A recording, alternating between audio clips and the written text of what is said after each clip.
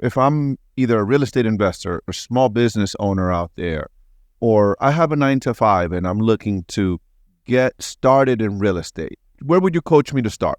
I would go to Chat GPT and say, Chat GPT, I want to hit $1 million, increase my asset value by $1 million this year. What information do you need from me? And I would say, start. And the first thing is to say, what are your assets? What are your income streams? So it's the same answer I gave before because it works in this situation.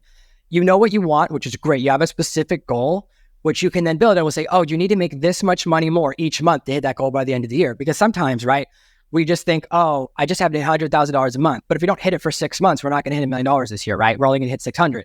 So it will do that internal math that sometimes we forget, that spreadsheet stuff, which I hate, and it will help you develop a plan. And it will start asking questions like, how much free capital do you have? How much leverage do you have access to? What are your current properties? And is there a possibility of making money by raising the rent or using leverage in one property to get another property? It'll ask you smart questions. I'm not great at real estate, but I know that I can ask ChatGPT the right questions to make it great at real estate.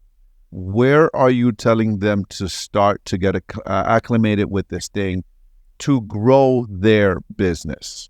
First thing is exactly like you mentioned, just grab the free version of ChatGPT, the first step. Okay. The second thing is don't be afraid to be stupid. When I first started, I was like, oh, I don't want ChatGPT to think I'm dumb. I was afraid of asking a dumb question. And as you know, in school, when you don't ask the question, you don't learn. ChatGPT doesn't judge you. It's not sentient. It's not Skynet, but we all have that fear, right? Like there's a part of me that's like, let's be real. I'm afraid you'll ask a question I don't know the answer to and I'll look dumb. We all have that fear. It's normal. ChatGPT, that will never happen. Because if you have a bad conversation, you can just delete that conversation and it's erased. ChatGPT doesn't remember between conversations. So there's no risk of judgment. So ask it questions, ask it what it can do, ask it with an interactive style. Say, ChatGPT, I want to learn how to do this. So you can ask a question like, ChatGPT, I want to get better at playing guitar. Can you help me develop a strategy? Or my fingers hurt after I play guitar. How can I make them stop hurting faster? Simple questions, right? And it will guide you that way.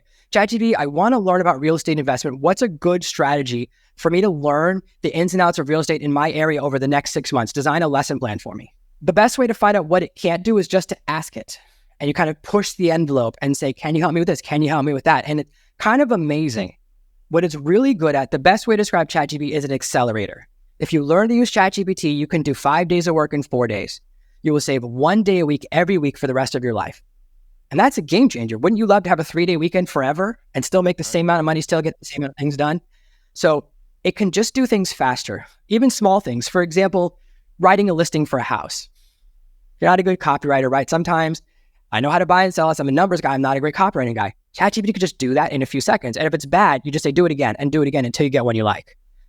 Whereas for me, like I love writing books. I'm a fast writer, but I hate writing the book descriptions. That takes me almost longer than writing the book, as that's just switching your mindset, right? But now I can tell ChatGPT which HTML it's allowed to use. You can use H4 tags, but not H1 tags.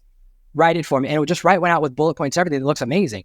And it takes it 5 seconds, what would take me 1 or 2 hours to kind of work my way through my copywriting process. So repetitive tasks that you just have to do over and over again and outside your skill set, right? That's where ChatGPT can really help you.